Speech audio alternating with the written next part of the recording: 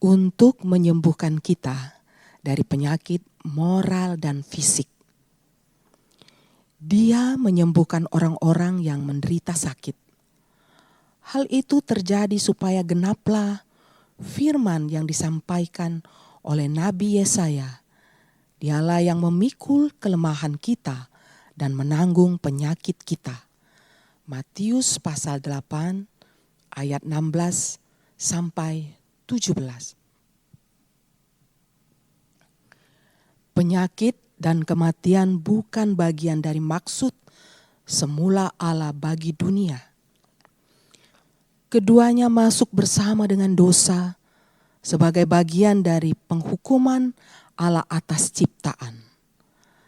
Alkitab berkata, karena seluruh makhluk telah ditaklukkan kepada kesia-siaan, bukan oleh kehendaknya sendiri, tetapi oleh kehendak Dia yang telah menaklukkannya, tetapi dalam pengharapan. Roma pasal 8 ayat 20. Termasuk di dalam kesia-siaan ini adalah kematian. Sama seperti dosa telah masuk ke dalam dunia oleh satu orang, dan oleh dosa itu juga maut. Roma pasal 5 ayat 12. Termasuk di dalam kesia-siaan ini adalah penyakit. Orang Kristen tidak luput dari kedua hal tersebut. Bukan hanya mereka saja, tetapi kita yang telah menerima karunia sulung roh. Kita juga mengeluh dalam hati kita sambil menantikan pengangkatan sebagai anak, yaitu pembebasan tubuh kita. Roma pasal 8 ayat 23. Tetapi seluruh penderitaan akibat penyakit tersebut hanya untuk sementara. Kita menantikan suatu masa di mana penyakit fisik tidak ada lagi. Alkitab berkata bahwa Allah merencanakan adanya harapan. Maksud utamanya adalah agar makhluk itu sendiri juga akan dimerdekakan dari perbudakan, kebinasaan, dan masuk ke dalam kemerdekaan kemuliaan anak-anak Allah. Roma pasal 8 ayat 21.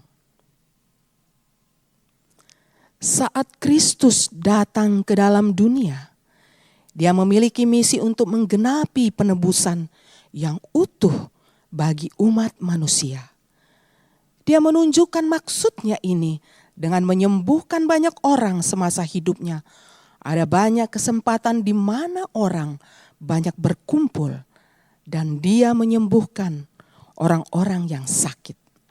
Matius pasal 8 ayat 16, Lukas pasal 6 ayat 19. Cara Kristus mengalahkan kematian dan penyakit adalah dengan menanggungnya sendiri dan memikulnya sampai ke kubur. Penghukuman Allah atas dosa yang mengakibatkan adanya penyakit ditanggung oleh Yesus ketika Dia menderita dan mati. Nabi Yesaya menjelaskan kematian Kristus dengan perkataan, tetapi Dia tertikam oleh karena pemberontakan kita. Dia diremukkan oleh karena kejahatan kita. Ganjaran yang mendatangkan keselamatan bagi kita ditimpakan kepadanya. Dan oleh bilur-bilurnya kita menjadi sembuh. Yesaya 53 ayat 5. Sesah mengerikan yang diterima Yesus menghasilkan dunia tanpa penyakit.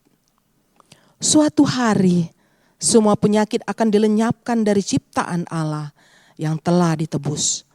Akan ada bumi baru, kita akan memiliki tubuh yang baru. Kematian akan ditelan oleh hidup yang kekal. 1 Korintus pasal 15 ayat 54 dan 2 Korintus pasal 5 ayat 4.